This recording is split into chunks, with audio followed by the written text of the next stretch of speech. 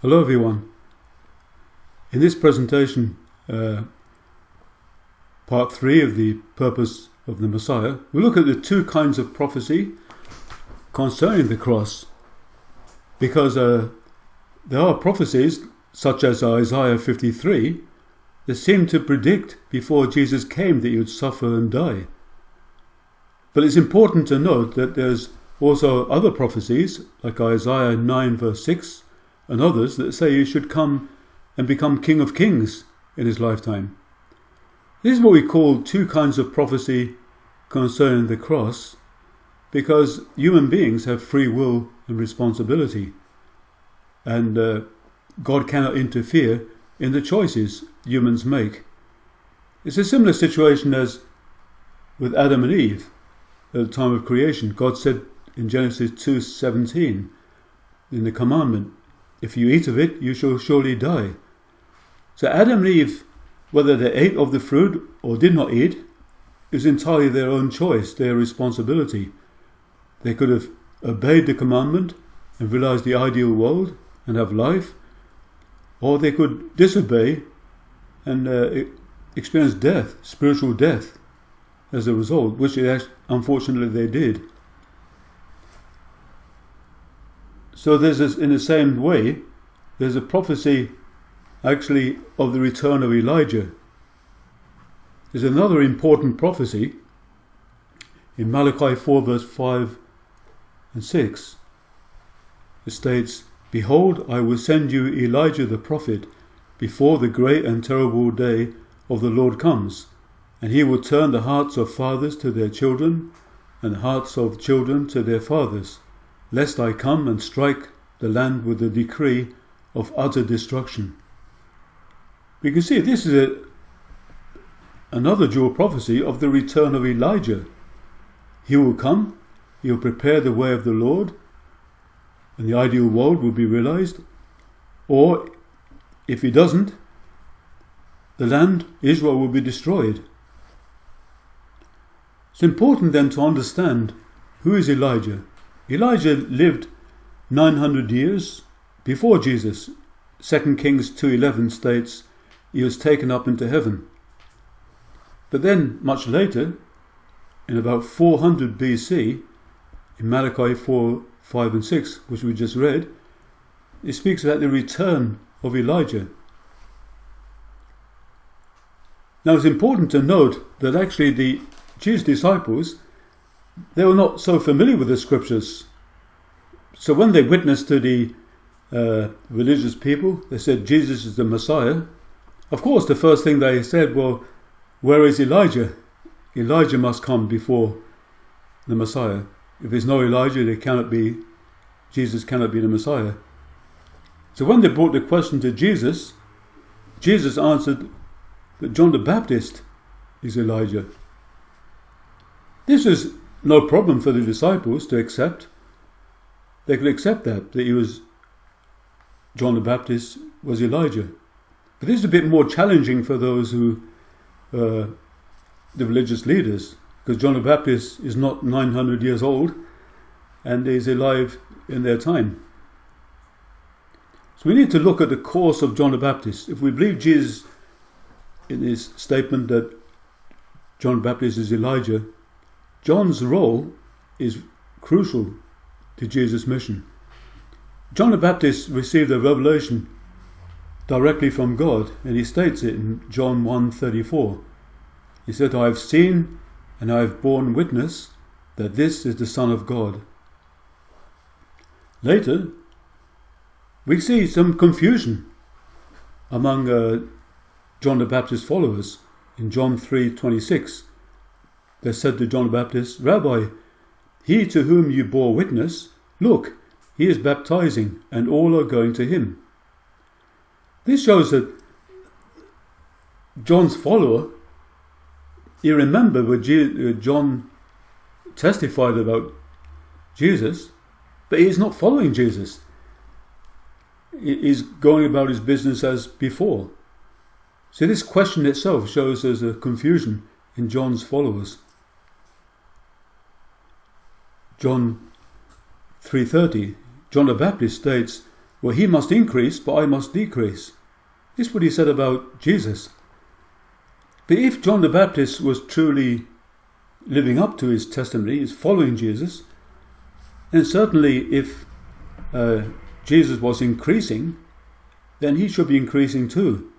But if Jesus is being persecuted or is decreasing, he should be being persecuted also.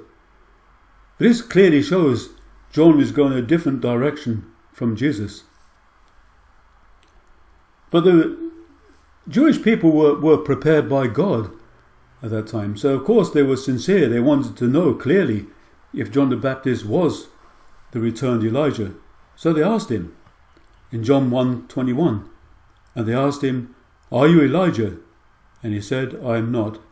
"Are you the prophet?" And he answered, "No." But this is very shocking. Why would he deny being Elijah?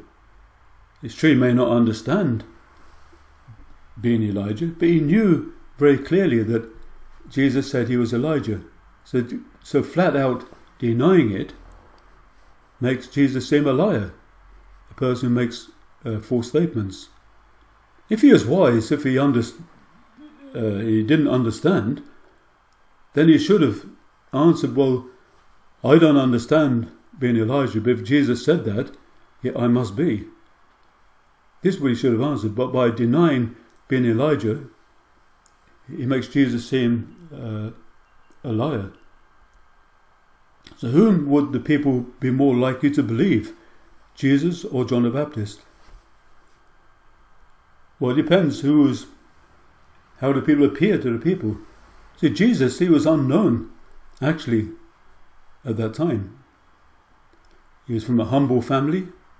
He was born in a stable among animals, very poor. He was not ascetic. His followers are low-class followers. And he was denounced by religious leaders.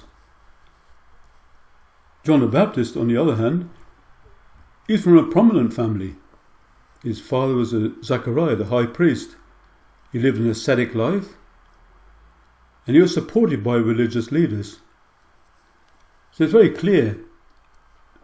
John the Baptist was a known person, Jesus unknown. So in the eyes of the Jewish people, they're more likely to believe John the Baptist, which means Jesus must be a person making false statements, as a liar.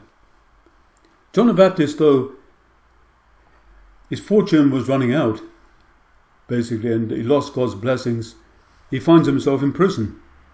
But in prison, the great discomfort was not just the prison itself, but the agony of his conscience, because he knew God revealed to him that Jesus was the Messiah.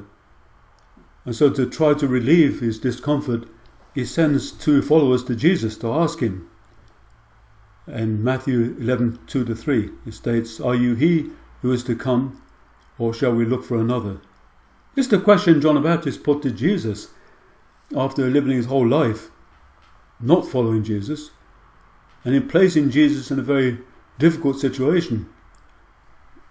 Jesus was never taken seriously since John the Baptist denied being Elijah.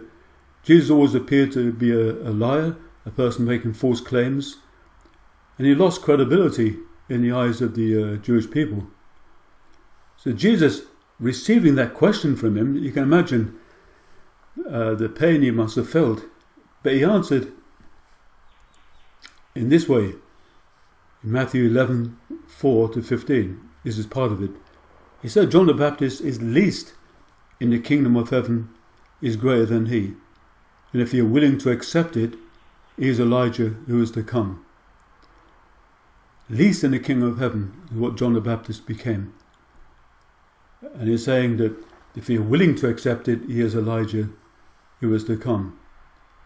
Because he didn't think any people would believe any more he is Elijah. Because John the Baptist fell in such a miserable situation. What is the meaning of the least in the kingdom of heaven? Well, we can find that in the same gospel, Matthew 5:19. It states, "Anyone who breaks one of the least of these commandments and teaches others to do the same will be called least in the kingdom of heaven." People often think, well, least in the kingdom of heaven is so great, even the least is being great. No, doesn't mean that. Just as Jesus said, a person who breaks the commandments and teaches others to do the same, in other words, lead them in the wrong way. Kingdom of heaven, in this sense, just means the spiritual world. John the Baptist is the least in the spiritual world. He fell in such a miserable status because he betrayed Jesus. So we can see from the dual prophecy, as stated earlier, Elijah did come in the form of John the Baptist, and he did not prepare the way of the Lord. He denied the Lord, and because of this, as prophesied, Israel was destroyed. And within not so long after Jesus' death, in 70 AD, the Romans crushed Israel, destroyed due to rebellion there, and they lost their homeland for the last 2,000 years. So his prophecy was realized in a negative sense, unfortunately. See, John the Baptist was prepared by God as the most important part. He is the forerunner of Jesus. So all of Israel respected John the Baptist. Most people in Israel believed it, followed him. Now, if John the Baptist testified to Jesus and kept to that testimony and followed Jesus himself, then all of Israel would have followed Jesus. And then Jesus would have been able at that point to reach out to beyond Israel into Roman Empire. Yes, Jesus could have travelled to Roman Empire and brought his message there and then through the world. And it's very realistically, he would have realised the kingdom of heaven on the earth in his lifetime. But tragically, John the Baptist, denying being Elijah, he separated himself from Jesus, and Jesus was looked upon as a crazy prophet. In the end, he was just crucified. He could be crucified valiantly, and he gave spiritual salvation to humanity. But we can see the failure of John the Baptist led to the death and crucifixion of Jesus.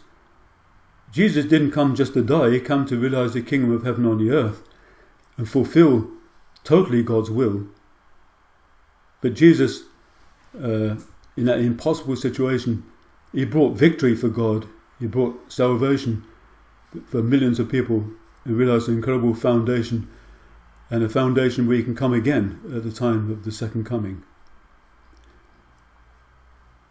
Anyway, thank you for hearing this presentation. We'll continue in the next presentation called Resurrection. Resurrection, we know Jesus resurrected. We'll look at what that means. But also the resurrection that all people will receive at the time of the second coming of Christ. What does that mean? So thank you very much.